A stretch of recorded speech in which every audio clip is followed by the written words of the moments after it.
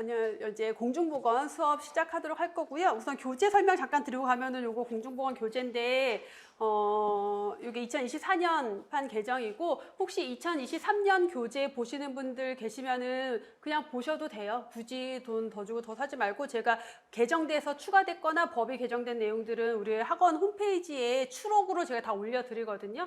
그러니까 그거 출력해서 참고해서 보시면 됩니다. 그 다음에 제가 지금 교재를 한 권만 들고 오긴 했는데, 제 교재가 3권으로 되어 있어요. 그래서 1권과 2권이 이제 기본 이론 내용들이 들어있는 거고, 3권에는 법규 내용이랑 그 다음에 문제, 기출문제 중에서 그 공개된 기출문제만 그냥 회차별로 쭉 넣어놔서 여러분들 모의고사 보듯이 그냥 연습해 볼 수 있도록 넣어드린 건데, 3권 같은 경우는 부록이에요. 부록. 수업은 안 할 거예요. 3권으로 수업은 안 할 거고, 그 기본 이론 1권과 2권 수업만 진행이 될 거고, 파트가 총 10개의 파트로 되어 있어요. 그래서 여러분들이 교재 보시면은 파트 한번 보면은 공중보건에 대한 기본 총론 있고, 역학, 보건통계, 질병관리, 환경보건, 산업보건, 식품위생, 보건영양, 뭐 인구보건 등등등. 이게 다 뭐냐면 각각이 다 한 과목인 거 아시죠, 여러분? 이게 각각이 다 한 과목이에요. 근데 그 한 과목, 전공 과목 한 과목 한 과목을 다 몇 페이지로 요약을 해 놓은 게 공중보건이에요. 그러니까 공부하기 되게 어렵고 내용 범위가 좀 많은 거죠. 근데 그 중에서도 1권에 있는 게 공중보건 총론부터 환경보건 파트까지가 들어가 있거든요. 여기가 출제 비중도 높고 범위도 좀 넓지만 출제 빈도도 많고, 그래서 조금 더 내용도 어렵고, 이제 2권 내용은 조금 더 수월할 거고요. 그리고 3권에 맨 마지막에 보면 여러분들 이제 나중에 한번 보세요. 제가 색인이 들어가 있거든요. 뭐냐면 페이지 찾는 거. 그래서 여러분들이 예를 들어서 SDG라는 단어가 나왔었는데 이게 무슨 내용인지 모르겠어. 그러면은 못 찾잖아요, 교재에서. 그 뒤에 색인 보시고 페이지 찾아서 보시기 편하게 해드리려고 그걸 넣어놨으니까 잘 참고해서 보세요. 어떤 내용이 몇 페이지에 있는지 모르는 단어가 있으면 웬만한 건 다 넣어놨거든요. 그래서 색인 잘 이용하시면은 여러분들 내용 찾아보기 좀 수월할 거고요.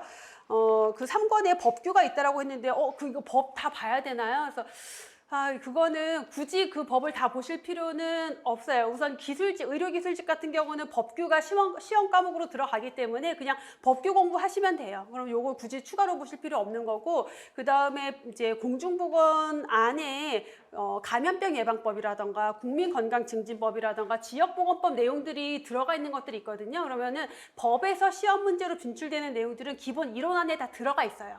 네, 그렇기 때문에 굳이 법을 추가로 보실 필요까지는 없는데, 이제 여러분들 그래도 전체 법 내용이 있으면 좀 찾아서 이 법의 앞뒤 내용이랑 이렇게 좀 보시기가 편하기 때문에 추록이 아니라 그 3권에 들어가 있으니까 참고하시면 되고, 3권은 수업으로 진행은 안 한다라고 했어요.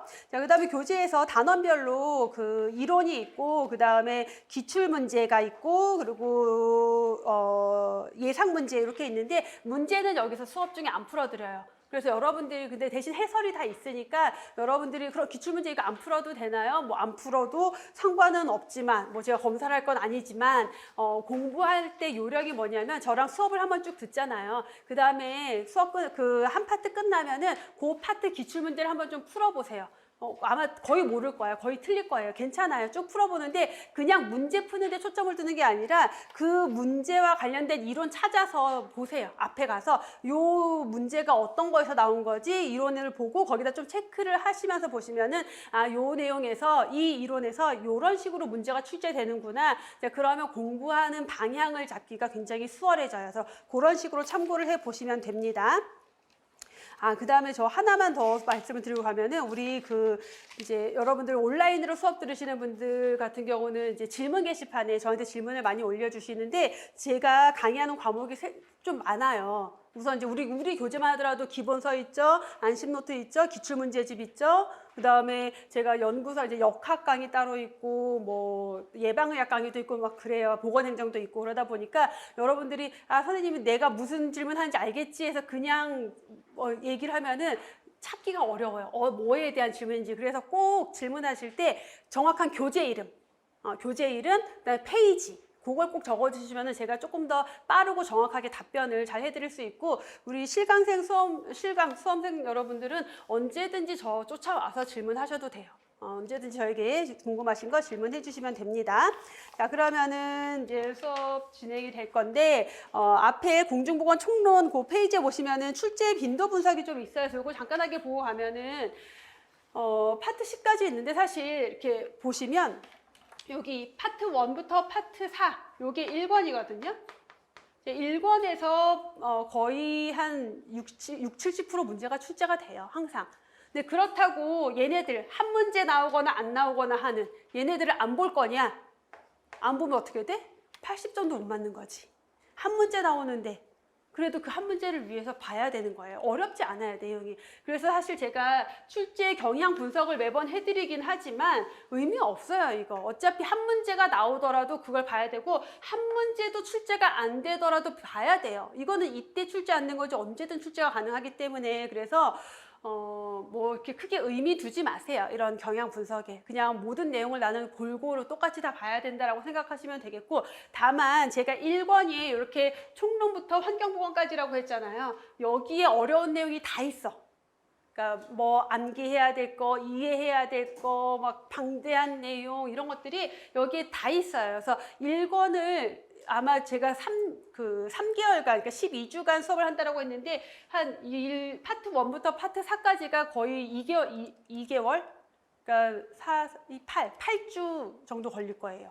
8주 더 걸릴 수도 있어요. 그래서 여기에서 거의 대부분의 공부 시간이 다 소요가 되고, 여기 산업보건은 조금 어렵지만 나머지 얘네들은 되게 쉬워. 사실 여러분들 혼자 독학해도 되는 내용이긴 해요. 여기는 별로 어려운 내용이 없어요. 그래서 굉장히 빠르게 여기는 진행이 될 거예요. 그래서 제 수업을 듣다가 제가 질병관리나 환경보건 초반쯤 들어가면은 도대체 이 수업은 언제 끝나나요?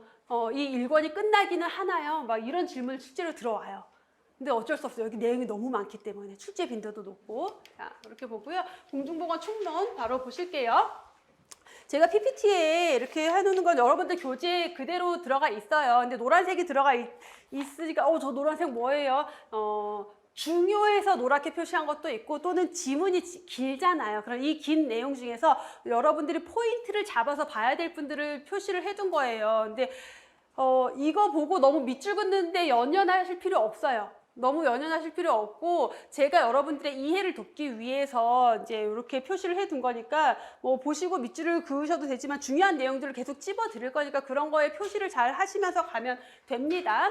자, 먼저 공중보건의 정의가 나오는데 우리가 공부하는 과목이 뭐예요? 공중보건학이잖아요. 그러니까 공중보건에 대한 정의는 너무 중요하겠죠. 가장 기본이죠. 자, 우리 공중보건에 대한 정의는 굉장히 많은 학자들이 이미 했어요. 근데 그 중에서도 윈슬로우라는 정의가 계속 바뀌겠죠. 시대 상황에 따라서 이제 시대가 발전하면서 달라지는데, 자, 그 중에서도 윈슬로우 교수가 한 정의가 있는데 요 연도까지도 봐두셔야 됩니다. 1920년에 정의를 했어요. 미국 예일대 교수였어요. 그건 모르셔도 돼요. 어쨌든 이제 미국 예일대 교수님이셨는데 공중보건에 대해서 정의를 했는데 이게 지금까지 도 공중보건의 가장 기본적인 정의로 사용이 되고 있어요. 그래서 제가 그 내용을 하면서 이거는 연도까지도 보셔야 돼요 라고 해드리는 것들이 있어요. 그거 꼭 보셔야 되고, 그 다음에 이거는 영어로 영문도, 그러니까 영어 단어로도 알고 계셔야 돼요 찝어드리는 것들이 있어요. 그거는 보셔야 됩니다. 그래서 왜 이게 연도까지 해야 되냐면 공중보건 역사 같은 거 나올 때 같이 나오기도 해요. 그래서 1920년이라는 거. 자, 어떻게 정의를 했냐? 공중보건은 누가 노력한다? 조직적인 지역사회가 노력한대요. 누가 노력해야 돼요? 지역사회가 노력을 하는 거예요. 자, 이거 노력을 통해서 뭘 달성하려고 하냐면 질병을 예방하고 수명을 연장시키고 신체적, 정신적 효율을 증진, 건강을 증진시킨다. 건강 증진과 같은 개념이에요. 그래서 질병 예방과 수명 연장과 건강 증진이라는 세 가지 목적을 달성하고자 하는 거예요. 그래서 공중보건의 목적은 뭐다? 질병 예방, 수명 연장, 신체적, 정신적 효율 증진. 요 세 가지가 공중보건의 목적이에요. 자, 그걸 위한 기술이며 과학인 학문이 공중보건학이다라고 정의를 했어요. 그래서 이 문장 하나에서 누가 노력한다? 지역사회가 노력한다. 목적이 뭐다? 질병 예방, 수명 연장, 신체적, 정신적 효율 증진이다. 그런 지역사회는 구체적으로 어떤 노력을 해야 되냐? 요 5가지 노력을 제시를 했어요. 그럼 여기에서만 시험 문제가 어떻게 나와요? 자, 공중보건의 목적으로 옳은 옳은 것, 옳지 않은 것 고르시오. 바르게 연결된 것 고르시오. 공중보건을 위한 지역사회의 노력에 해당하는 것 고르시오. 해당하지 않는 것 고르시오. 해당하는 것 모두 고르시오. 여러 가지 유형의 문제가 출제가 될 수 있겠죠. 자, 그래서 지역사회는 우선 환경위생 관리해야 되고요. 전염병 관리해야 되고요. 보건교육해야 돼요. 개인위생과 관련된 보건교육해야 되고, 질병을 조기에 발견하기 위한 것, 예방적 치료, 그냥 치료 아니고 예방적 치료입니다. 예방적 치료를 할 수 있는 의료 간호 서비스를 조직화해라. 그래서 의료 및 간호 서비스 조직화라고만 나올 때도 있는데, 이 문장 전체가 나올 때는 어떤 식으로 오답을 내냐면 질병의 치료를 위한 의료 간호 서비스 조직화, 이러면 틀린 내용이 되는 거예요. 그러니까 단어 하나하나가 되게 중요한 거예요, 여기에서는. 자, 자신의 건강을 유지하는 데 적합한 생활 수준을 보장받을 수 있는 사회 제도 발전까지 해서 5가지의 노력. 그래서 지역사회의 5가지의 노력을 통해서 지역 주민들의 질병 예방, 수명 연장, 신체적, 정신적 효율을 증진시키기 위한 기술이자 과학인 학문이 공중보건학이다. 누가 정의했어요? 윈슬로우 교수님이 정의를 했고요. 언제 했어요? 1920년이었습니다. 공중보건의 범위 있는데 이게 최근 들어서 한 2~5번 출제가 됐어요. 근데 이런 것들은 뭐냐면 어렵진 않지만 이제 학생들이 보통 수험생들이 뭐 이런 것까지 나오겠어? 하고 이렇게 대충 넘어가는 것들 있죠. 근데 문제를 딱 냈는데 틀리네? 그러니까 이제 출제위원 입장에서는 오호, 문제 내기는 쉬운데 학생들이 잘 안 봐. 이런 게 되는 거예요. 그러니까 요즘 출제 경향에 들어가는 게 요 내용이에요. 최근 들어서 그래서 연구사에서도 요 범위에 대한 문제가 몇 번 출제가 됐고요. 뭐 서울시 고졸 문제로도 출제가 됐고 의료기술직 문제도 출제가 되어서 잘 보셔야 되는데, 이게 뭐냐면 공중보건에는 크게 분야를 나눴을 때 환경보건 파트가 있고요. 환경보건 파트가 있고 보건관리 파트가 있고 질병관리 파트가 있어요. 이렇게 3가지로 나눠봤을 때 결국 뭐냐면 여기에 있는 모든 것들을 우리가 공중보건에 압축해서 공부를 한다는 거예요. 어떻게 돼 있어요? 환경위생, 식품위생, 환경오염, 산업보건 같은 것들은 환경보건 파트로 들어가요. 그래서 우리 환경직 공무원들은 환경보건을 시험을 보거든요. 그럼 환경보건이라는 과목에 보면은 환경위생, 환경오염, 산업보건, 식품위생이 다 있어요. 그 과목 안에. 그래서 공중보건이랑 겹쳐요, 실제로. 자, 보건관리. 이거는 이제 의료 사업할 때 관리적인 부분이다. 관리를 위한 거다. 그래서 보건행정. 요 질병관리를 먼저 봅시다. 질병관리는 당연히 질병에 대한 거죠. 그러니까 감염병에 대한 거. 비전염성 질환은 뭐겠어요? 만성질환 같은 것들. 그다음에 역학. 질병을 관리하고 질병의 원인을 찾고 예방하기 위한 학문이니까 역학 들어가고요. 기생충 질병도 질병관리도 질병이니까 여기에 들어가요. 근데 여러분 기생충 같은 경우는 저기 환경위생에 들어가는 경우들도 있기도 하거든요. 근데 요거는 그냥 약간 융통성 있게 봐주시면 돼요. 왜냐하면 기생충이 어디에 있어? 환경에 있잖아요, 보통. 기생충이 그런 뭐 물고기라던가 또는 채소, 풀, 땅 이런 데 있기 때문에 이게 환경 쪽으로 분류하는 데도 있어요. 그래서 이거는 약간 융통성을 두고 보시면 되는데, 질병관리 분야 있고, 그래서 환경보건이랑 질병관리에 해당되지 않는 모든 애들은 관리로 들어가시면 돼요. 그래서 보건행정, 인구보건, 모자보건, 가족계획, 보건영양, 보건교육, 학교보건이고, 자, 요거 보건통계. 자, 보건통계 같은 경우는 왠지 질병관리에 들어가야 될 것 같아요. 왜냐하면 우리 교재에 역학이랑 보건통계가 한 파트에 묶여 있거든요. 근데 보건통계는 관리예요. 질병에 대한 연구가 아니라 사람이 얼마나 죽었고, 그다음에 얼마나 태어났고, 어떤 질병으로 죽은 사람이 몇 명이고 이 정도지 질병을 관리하는 학문은 아니에요. 다만 역학과 보건통계가 계속 연결되는 게 있기 때문에 제가 여러분들 공부의 효율성을 위해서 합쳐둔 거지, 실제 공중보건학 교재들 보면 대부분 역학은 이제 감염병, 역학 이렇게 묶여 있고요. 보건통계는 마지막에 거의 보건행정 쯤 그 뒤에 가 있어요, 일반적으로는. 근데 여러분들 공부의 효율을 위해서 저는 묶어둔 거고, 보건통계는 관리 분야라는 거 잘 기억하셔야 됩니다. 제가 이렇게 찝어드리지 않으면 절대 기억나지 않을 거예요, 이거는. 자, 공중보건의 활동 간단하게 보시면은, 공중보건은 보건 서비스, 그래서 보건의료 서비스를 제공해주는 시스템, 뭐 보건의료 체계 같은 것들이겠죠. 그 다음에 보건 행태와 동기 조성은 뭐예요? 사람들의 건강과 관련된 생활 습관, 금연, 뭐 절주, 식습관 개선 이런 것들이겠죠. 그리고 환경재해. 자, 우리 환경이 건강에 영향을 미치는 게 굉장히 크죠. 그래서 이 3가지 분야로 나눠서 넓게 분류할 수가 있고요. 구체적으로는 이제 공중보건 아까 누가 노력한다? 지역사회가 노력한다. 그러니까 지역사회 중심으로 활동이 이루어지고요. 그다음에 주로 예방에 대한 거예요. 그래서 뭐 질병이든 장애든 사망이든 이런 것들을 예방하는 활동들이 주로 들어가요. 그래서 공중보건은 질병에 대한 치료보다는 아까 우리가 지역사회 노력도 예방적 치료였잖아요. 예방적. 그래서 예방이 주로 포커스고 포괄적 보건의료, 포괄보건의료라고 하는 것은 우리가 옛날에 그러니까 우리가 의료라고 하면 보통 치료만 생각하잖아요. 근데 공중보건에서의 보건의료는 뭐 예방, 진단, 치료, 재활 이런 것들이 다 들어가야 된다. 이걸 다 포괄하는 것을 포괄보건의료라고 불러요. 자, 생전기록 수집 보존. 생전기록은 뭐냐면 출생통계, 사망통계 이런 것들이에요.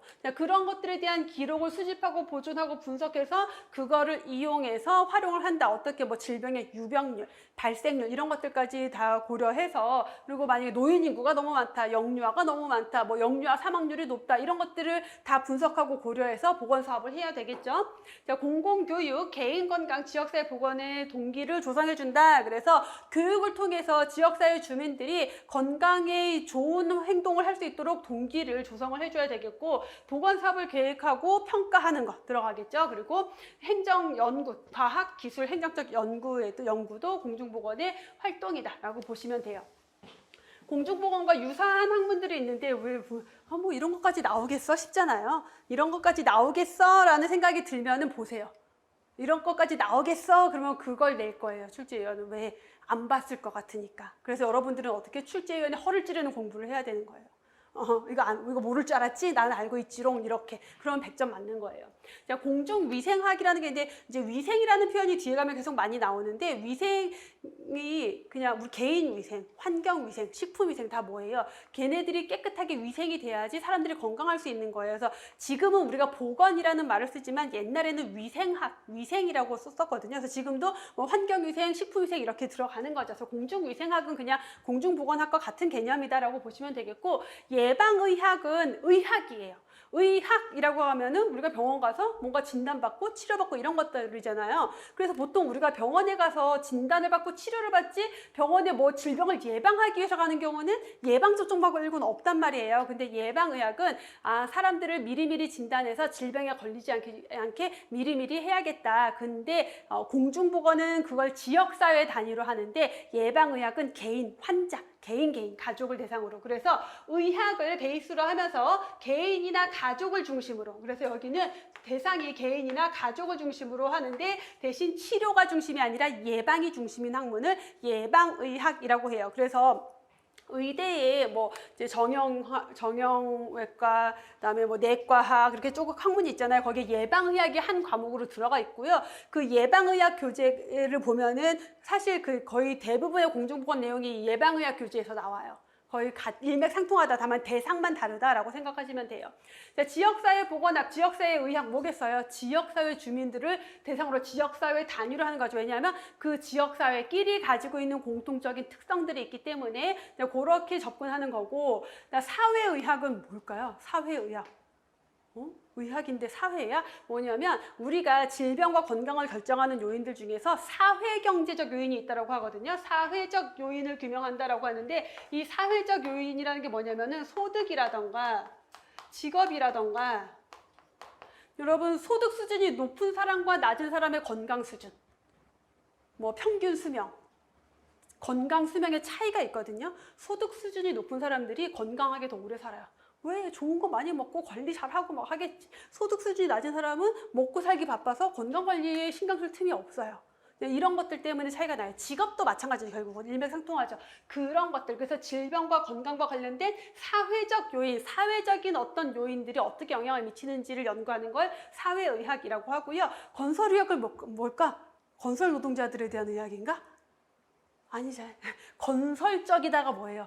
바람직한 거, 뭐 좋은 방향으로 가는 거, 건설적인 의학이라는 거예요. 그래서 건설적이다라고 하는 것은 질병 치료가 아니라 최고 수준의 건강 증진을 얘기하겠죠. 그래서 최고 수준의 건강 향상을 목표로 하는 건강관리 방법 연구하는 학문을 건설적인 의학이다라고 해서 건설의학이라고 합니다. 자, 예방의학과 공중보건을 비교를 해보면 그래서 둘 다 목적이 같아요. 질병을 예방하고 수명을 연장시키고 신체적, 정신적 효율을 증진시킨다. 목적 세 가지는 동일한데 다만 대상이 누구다? 예방의학은 개인, 가족을 대상으로 하고 공중보건은 지역, 사회를 대상으로 한다. 자, 예방의학도 질병을 예방하고 건강을 증진시키는 의학이다라고 했어요. 자, 공중보건은 사회적으로 질병의 원인이 되는 것, 불건강의 원인이 되는 것 이런 것들을 제거해서 인구 집단 전체, 누구 개인이 아니라 지역사회 주민 전체의 건강 수준을 향상시키는 것을 목적으로 해요. 그래서 책임 소재가 예방의학은 의사가 진단하고 이제 질병 예방하기 위해서 이렇게 해야 돼요. 그 다음에 내가 해야 되는 거야. 그래서 개인, 가족에게 책임 소재가 있다라면은 공중보건은 지역사회 주민의 건강에 대한 책임이 누구에게 있을까요? 지역사회에 있는 거예요. 그래서 지역사회가 노력해야 되는 거예요. 지역사회가 지역 주민의 건강을 위해서 노력을 해야 된다. 공공조직의 책임이 있다. 진단 방법, 예방의학에서는 임상적으로 진단을 하겠지만 공중보건은 보통 지역사회 주민들의 어떤 질병에 대한 유병률, 발생률, 뭐 사망률 이런 것들을 가지고 이 지역에 어떤 질병에 대한 수준이 높구나, 건강 문제가 안 좋구나 이런 것들을 진단을 하게 되고요. 자, 거기에 따라서 예방의학은 진료, 투약 같은 것들이 이루어질 수 있지만 공중보건은 보건관리, 봉사, 보건사업을 통해서 한다라고 보시면 돼요. 자, 그럼 공중보건 사업을 좀 더 구체적으로 보면은 공중보건 사업, 자, 보건사업, 보건과 공중보건, 국가나 지역사회가 하는 사업인데 보건과 관련된 사업이다. 그러니까 당연히 계속 나오죠. 질병 예방, 수명 연장, 심신의 효율, 몸과 마음의 효율, 신체적, 정신적 효율을 증진시키는 공중보건의 목적. 자, 그 목적을 위한 활동을 보건사업이라고 정의를 하는 건데, 자, 보건사업은 중앙정부가 주도할 수도 있고요. 지방정부가 주도할 수도 있어요. 그럼 중앙정부가 주도한다라고 하는 것은 누가? 우리나라에서는? 보건복지부가 주도적으로 진행하는 사업. 그다음에 지방정부가 주도한다는 것은 내가 살고 있는 지역, 보통 이제 보건소에서 하는 보건 사업들이 있겠죠. 그런 거예요. 근데 이게 사업의 종류에 따라서 어떤 경우는 정부가 해야 되고 어떤 경우는 지방에서 해야 되는데, 자, 감염병 관리. 자, 코로나19가 유행하고 있는데 지역별로 관리가 돼야 안 돼요. 우리가 한 지역에만 뭐 갇혀 사는 것도 아니고 다 왔다 갔다 하기 때문에 이건 지역 단위로 할 수가 없어요. 그래서 감염병 관리처럼 지역 단위로는 목적 달성할 수 없는 사업은 당연히 보건복지부, 중앙정부가 해야 되는 거고, 그 다음에 정부의 여러 부처에서의 기술, 인력, 협력이 필요한 사업이에요. 그럼 당연히 중앙정부 주도로 해야 되겠죠. 그 다음에 사업의 일관성을 유지하고 막 이랬다 저랬다 안 하고 여기저기 다르게 안 하고 일관된 사업을 하면서 어떤 업무의 중복을 회피하기 위해서 회피할 필요가 있을 때 중앙정부가 주도를 하고, 정부의 예산 지원 같은 거 필요할 때 당연히 중앙정부 주도를 한다라고 보시면 되겠고, 지방정부가 주도를 한다라는 것은 그 지역 특성에 맞는 사업, 그 지역 주민들의 요구에 맞는 사업을 할 때는 당연히 지역별로 해야 되겠죠. 지역사회 개발과 관련된 거, 그다음에 그 지역 내에서 조금 더 장기적이고 지속적으로 하는 사업들은 지방정부가 주도한다. 자, 그 외에 범세계적으로 하는 사업은 당연히 WHO에서 주도하는 사업이겠죠. 공중보건의 대상, 이거 진짜 별거 아니지만 시험 문제로 정말 많이 출제가 됐었어요. 근데 지금은 좀 덜 돼. 이건 이제 좀 아마 출제위원도 출제해놓고 너무 성의 없는 문제인가 싶은 마음이 왜냐면 다음 중 공중보건의 대상으로 옳은 것을 고르시오. 1. 만성질환자, 2. 가족, 3. 지역사회 주민, 4. 장애인 이런 식으로 문제가 나와버리니까 너무 성의 없어 보이잖아. 그래서 요즘은 좀 덜 나와요. 근데 예전에 출제가 많이 됐던 거예요. 그만큼 지역 중요한 내용이다라는 거. 그럼 뭐냐면 이게 문제가 옛날처럼 단답식으로 안 나오고 이제 공중보건에 대한 설명으로 옳은 것 옳지 않은 것 고르시오 해놓고 앞에서 본 것과 우리 뒤에까지 내용들을 다 섞어서 긴 문장으로 만들어요. 그래서 긴 문장으로 만들면서 구구절절 옳은 말을 하면서 중간에 살짝 공중보건은 개인과 가족을 대상으로 어쩌고저쩌고 좋은 말을 막 써놔. 그리고 여러분들이 어떤 실수를 하냐면 앞에 분명히 틀렸어. 근데 뒤에가 맞아. 맞는 거. 이게 이제 우리 선생님들이 주로 긴 문장 나왔을 때 하는 실수. 그거는 이제 문제풀이 할 때 제가 조금 더 요령을 더 알려드릴 거여서 어쨌든 대상이 지역사회 주민이다라는 거. 자, 공중보건의 3대 핵심 원칙 WHO에서 제시를 했는데 여러분 이렇게 3대자가 붙으면 누가 봐도 시험 문제지. 심지어 사지선다인데 3대잖아, 3대. 그래서 요거는 시험 문제로 자주 나옵니다. 참여, 형평, 협동 3가지. 이런 것들은 여러분 영문으로도 봐두세요. 이제 이런 거 출제한 다음에 안 틀리잖아. 그럼 가끔씩 얘는 아직 영어로 출제된 적은 없지만 이런 유형들이 영어로 나올 때가 있고요. 또는 어떤 식으로 하냐면 이거에 대한 용어를 다른 말로 한국어 표현을 다르게 해요. 근데 영문을 똑같이 써요. 왜냐하면 책마다 번역이 다르거든요. 이건 WHO에서 말했으니까 당연히 영문으로 발표를 했겠지. 근데 우리가 참여, 형평, 협동 이렇게 외웠는데 참여, 평등, 협동 이렇게 나와서 평등 틀린 거 이러면 안 된단 말이에요. 그래서 그런 오류를 줄이기 위해서는 영문을 같이 봐줘야 돼요. 다행히 우리가 주관식은 아니잖아. 철자 틀려도 돼. 대충 영문으로 뭐라고 표기하는지만 알고 있으면 돼요. 그래서 참여, 우리 공중보건에서 되게 중요한 내용 중에 하나가 지역사회 주민의 참여예요. 자, 우리 동네 보건소에서 보건사업을 하는데 금연 사업을 한대요. 근데 흡연자들이 아무도 교육을 들으러 안 와. 사업이 돼요, 안 돼요? 안 돼요. 아무리 돈을 쏟아붓고 어떤 노력을 붓고 좋은 프로그램을 만들어도 지역사회 주민들이 하지 않으면 공중보건 사업은 될 수가 없어요. 그래서 지역사회 주민을 포함해서 이제 다양한 집단들, 협력이 필요한 집단들이 있겠죠.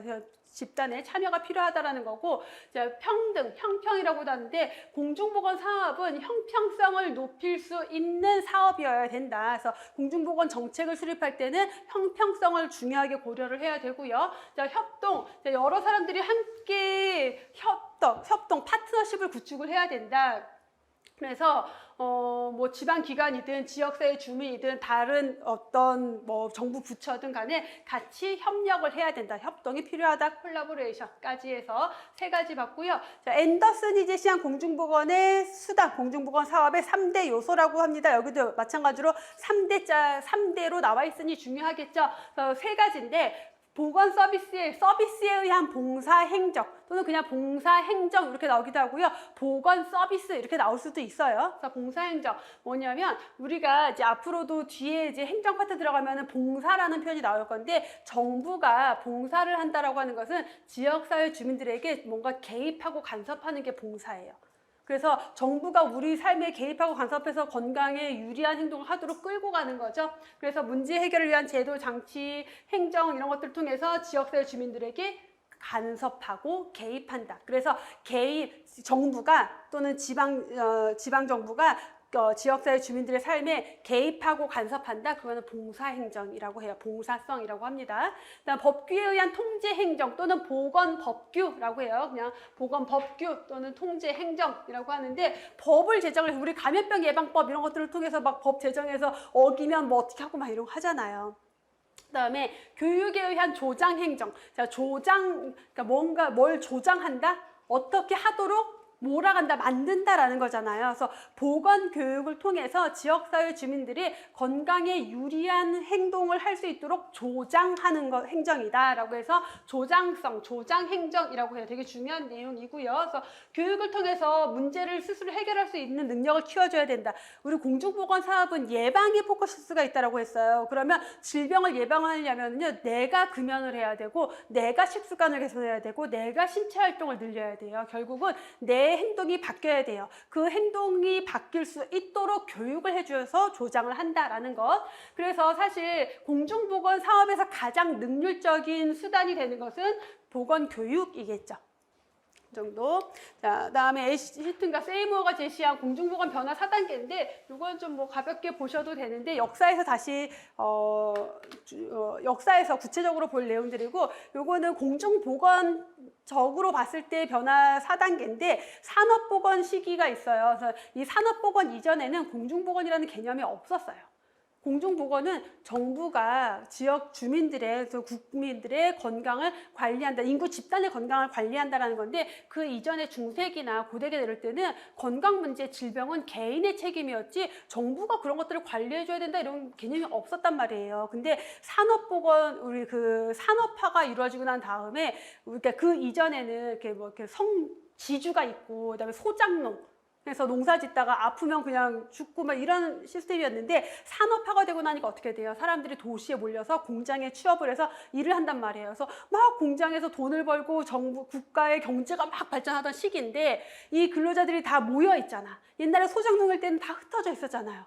근데 같이 모여 있는데 같이 건강이 안 좋아져. 왜? 환경위생이 너무 안 좋으니까. 그리고 같이 건강이 안 좋아져서 근로자들이 일을 못 해요. 그럼 어떻게 돼? 공장이 가동이 잘 안 돼요. 산업혁명에서 경제발전에 제약이 된 거예요. 근로자들의 건강이. 그래서 정부가 그 국민들의 건강에 신경 쓰기 시작한 게 산업혁명 이후예요.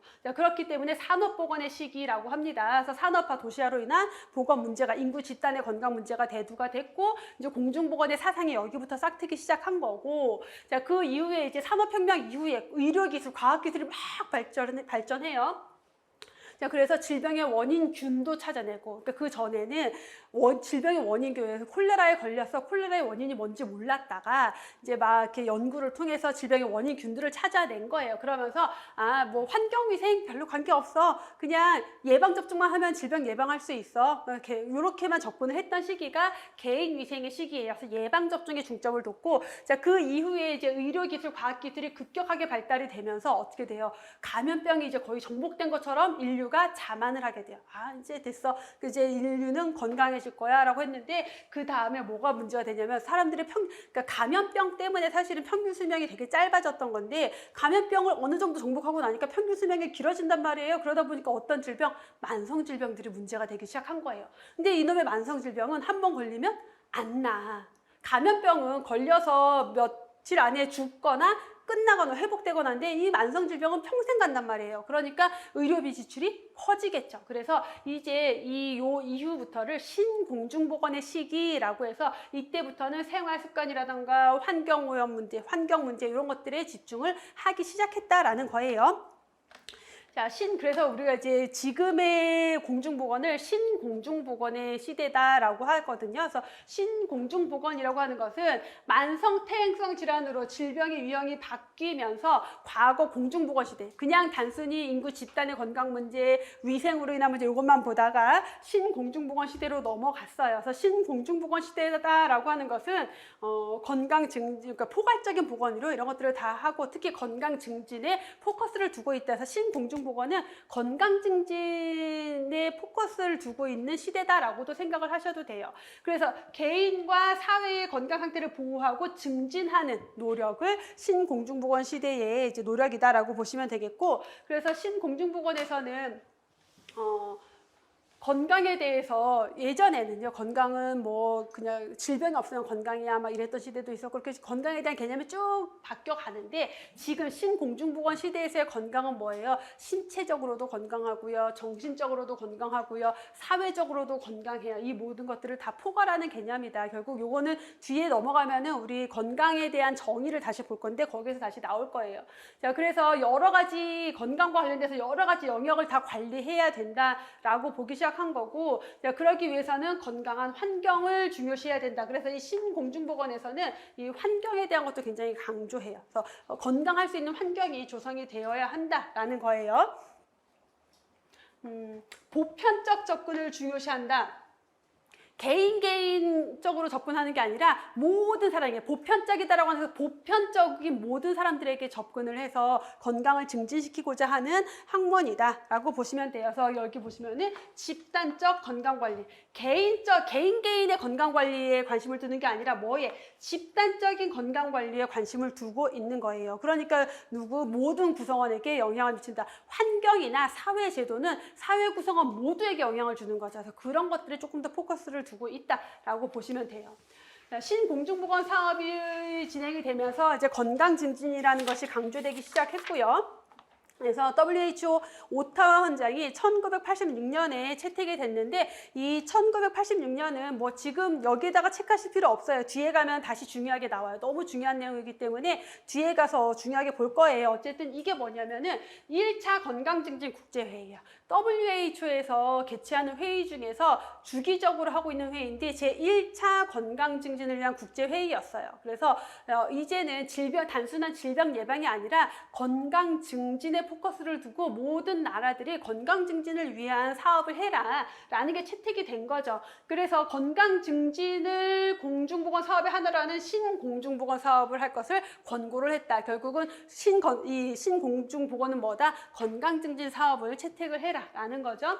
거기에 따라서 많은 나라들이 1990년대에 이제 많은 나라들이 이 신공중보건 사업을 전개를 해요. 그냥 이런 것들 있었구나 하고 넘어가시면 돼요. 왜냐면 지나간 일들인데 계속 진행형이기 때문에 뭐 역사적으로 이렇게 볼 건 아니고 보시면 되게 비슷하죠. 미국은 헬스피플, 그러니까 1990년대에 이제 계획을 세워서 헬스피플 2010, 2010년까지 건강한 사람들의 건강을 위한 뭔가 사업을 전개를 했다라는 거예요. 헬스피플, 캐나다는 헬스 캐나다, 그다음에 일본은 헬스 재팬, 우리나라는 헬스 플랜. 그래서 헬스 플랜 2010을 시작으로 했는데 지금 몇 년이야 벌써? 2023년이잖아요. 지금 그 사업은 헬스 플랜 2030이에요. 그러니까 2010 볼 필요도 없어요. 이미 끝난 거야, 이거는 다. 근데 이렇게 진행이 됐다. 그래서 5차 계획이 이제 헬스플랜 2030 요걸 통해서 사업이 진행이 되고 있다라는 거. 그래서 신공중보건에서는 계속 얘기했지만 건강 증진에 대한 거, 환경에 대한 게 강조되고 있다라는 거죠. 그래서 건강을 지원할 수 있는 환경 조성하는 거, 건강 도시와 관련된 것들이고요.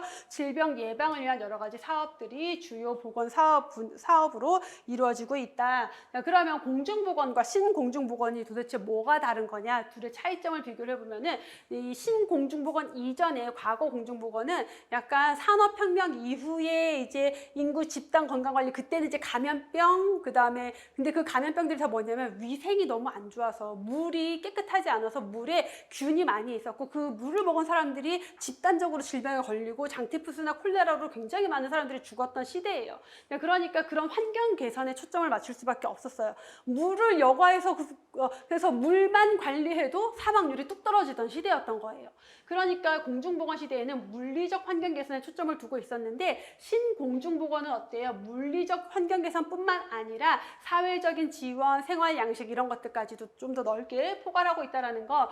과거의 공중보건은 의료 분야 전문가 중심이었다면 지금 신공중보건은 다양한 분야의 전문 인력들이 같이 협력을 해야 되는 이제 사업인 거고, 그다음에 공중보건은 전문가가 주도를 해서 그냥 사회운동으로 이루어져서 이게 역사 파트 들어가면 나올 건데 공중보건에 대한 개념이 생기고 그거를 정부가 어떤 뭐 위생 사업을 하고 이런 식으로 정부가 주도해서 사업이 진행이 됐다라면은 이제 신공중보건에서는 지역마다 가지고 있는 건강 문제가 달라요. 그래서 지역사회가 주도를 하면서 지역사회 주민들의 참여도 강조를 하고 있다라는 거죠. 공중보건에서는 이제 역학적 주사 방법, 그래서 어느 지역에서 사망률이 얼마나 높은지, 질병 발생률이 얼마나 높은지 여기 정도까지였으면은 신공중보건은 이런 역학적인 조사 방법뿐만 아니라 다양한 이제 방법론을 다시 협력을 해서 사용할 수 있는 모든 분야를 사용한다라고 보시면 돼요. 자, 공중보건, 과거 공중보건은 질병 예방에, 그러니까 질병에 걸리지 않게 하는 것에 초점을 뒀어요. 건강이라는 건 뭐다? 질병이 없으면 건강이다라는 개념이 조금 남아 있었던 거예요. 근데 신공중보건은 어때요? 단순히 질병 예방에서 끝나는 게 아니라 건강 증진, 지금 건강한데 더 건강해지게 만드는 것을 목적으로 하고 있다는 거. 그래서 건강 증진에 대한 적극적 의미, 포지티브 의미를 부여한다고 하는데 이게 포지티브라고 하면 우리가 알고 있는 단어는 뭐예요?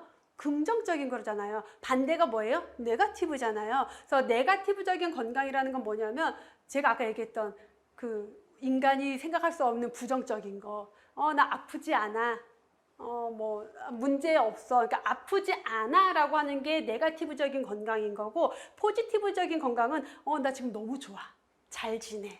아주 상태가 좋아. 이런 것들이 포지티브적인 건강이에요. 그래서 그런 의미를 부여한다라는 거예요. 과거 공중보건은 감염병 예방에 중점을 두고 있었다라면은 신공중보건은 만성질환, 정신건강, 그리고 환경에 대한 지속성, 생활력 이런 것까지도 다 포함을 하고 있다라는 거죠.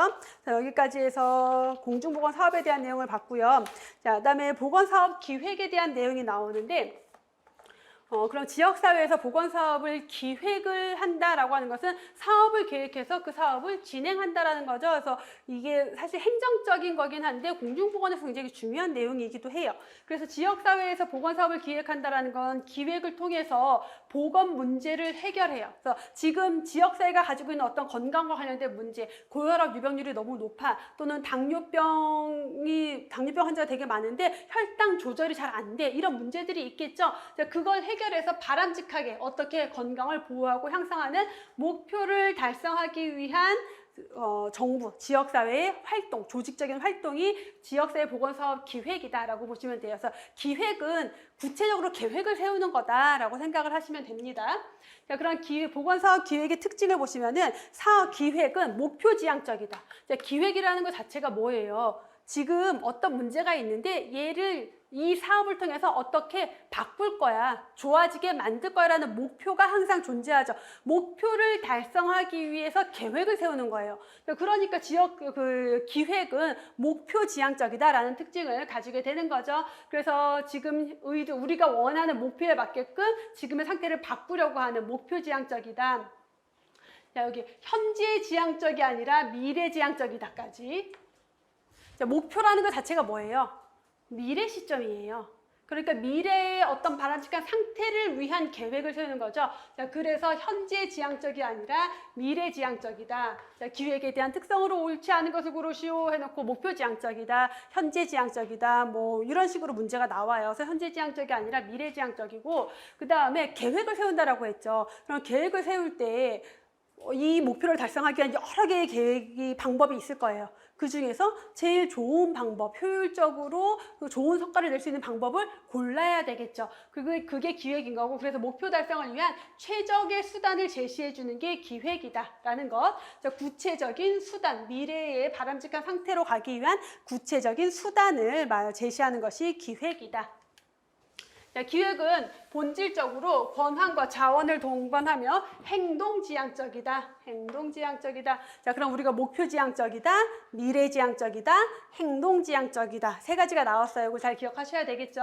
그래서 계획을 세웠다는 것은 이제 계획을 통해서 우리가 어떤 사업을 할지가 정해졌죠. 그럼 사업을 하려면 자원이 있어야 돼요. 뭔가 배분이 이루어져야 돼요. 그 계획에 따라서 권한, 자원이 배분이 된다. 그리고 그 기획에 따라서 어떻게 행동해야 될지가 결정이 되기 때문에 행동지향적이다라는 거고요. 그다음에 체계적인 일련의 의사결정 과정이다. 기획은 일회적이거나 단편적인 의사결정이 아니라 이런 것들. 출제위원들 입장에서는요, 시험 문제를 내기 딱 좋아. 그러면은 기획은 단편적인 의사결정이다, 일회적인 의사결정이다, 이렇게 문제를 오답으로 넣을 수가 있어요. 근데 일회적이거나 단편적인 의사결정이 아니라 어떤 거 연속적인 과정이다라는 거예요. 그래서 기획을 한다라고 하는 것은 계속해서 의사결정이 이루어져야 돼요. 그래서 그런 것들을 연속된 과정이다라고 보는 거죠. 의사결정의 과정이다. 그래서 기획 과정에 여러 단계가 있는데 그게 계속 연결되고 서로 영향을 준다. 결정한 것들을 영향을 준다라는 거죠.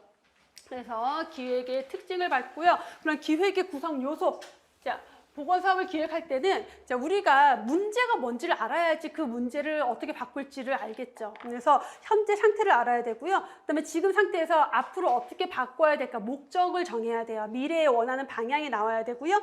그 원하는 방향으로 가기 위해선 뭘 해야 되는지 전략이 세워져야 되겠죠. 그래서 무엇을 해야 되는지, 필요한 활동을 어떻게 지원할 것인지가 들어가야 됩니다.